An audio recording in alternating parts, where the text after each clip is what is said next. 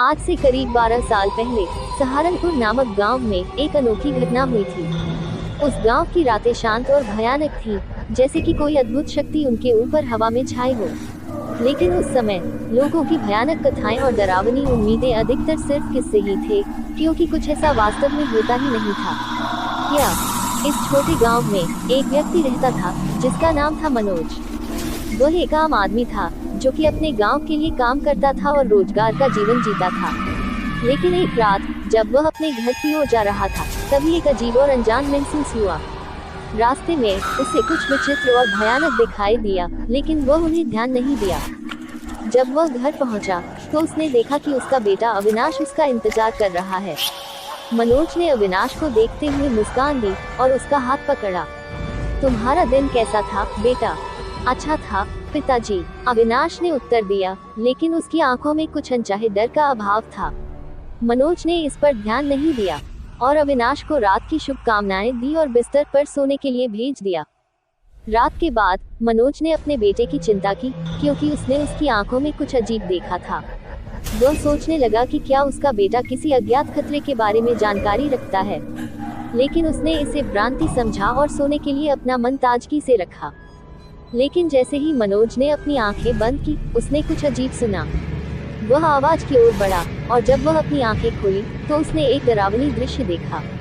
उसके बेटे के सामने एक अज्ञात और भयंकर रूप वाली चीज थी, जिसके बाल और दांत लाल थे और उसके आंखों से ज्वाला निकल रही थी। मनोज ने अपने बेटे को बचाने के लिए जल्दी से बाहर आया, लेकिन उसकी चेष्टा बेकार साबित हुई।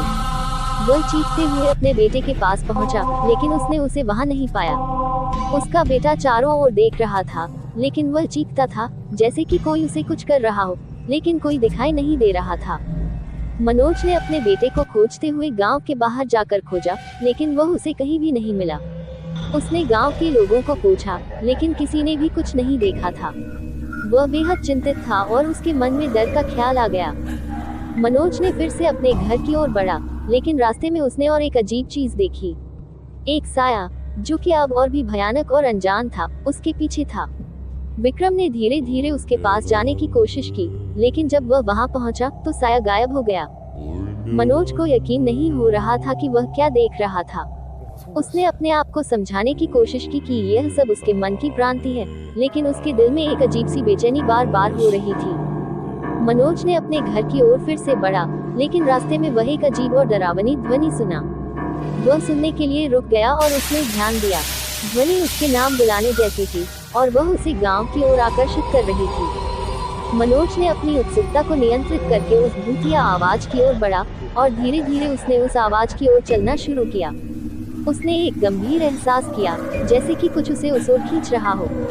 मनोज ने अपने पैर बढ़ाए, लेकिन उसने आवाज के पीछे बढ़ना जारी रखा। आवाज उसे एक पुराने और छुपे हुए मकबरे की ओर ले गई, जो कि उस गांव के निकट ही था। मनोज ने अपने हौसले को मजबूत किया और मकबरे के अंदर चला गया। मकबरे के अंदर मनोज ने अच्छी तरह से देखा कि कुछ अनजान और भयानक उसके पीछे हैं।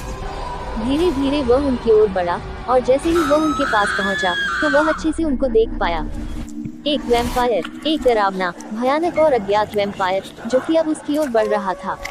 मनोज ने अपने आप को लड़ने के लिए तैयार किया। उसने वैम्पायर के लिए धारा का धारा किया, लेकिन उसके पास तो कोई शस्त्र नहीं था। मनोज ने अपनी बुद्धि को उस घटना के साथ लड़ने के लिए तैयार किया और वह वैम्पायर के सामने खड़ा हुआ।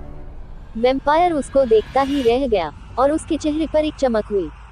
तू मेरे सम्राट होगा, वैम्पायर बोला। तू मेरे सम्राट होगा, मेरे भक्त होगा। मनोज को ध्यान देना पड़ा कि वैम्पायर उसके भक्त बनने की कोशिश कर रहा है, लेकिन वह इसे नहीं होने देना चाहता था। वह वैम्पायर को लड़ते हुए अपनी आदतें बदल दिया और उसने अपने आप को उसके शक्तिशाली दंश के खिलाफ तैयार किया। लड़ाई चल रही थी और विक्रम ने खून का अद्भुत और अनजान दृश्य देखा, लेकिन धीरे धीरे वह वैम्पायर को परास्त कर रहा था। वैम्पायर डर गया और उसने मनोज को छोड़ दिया।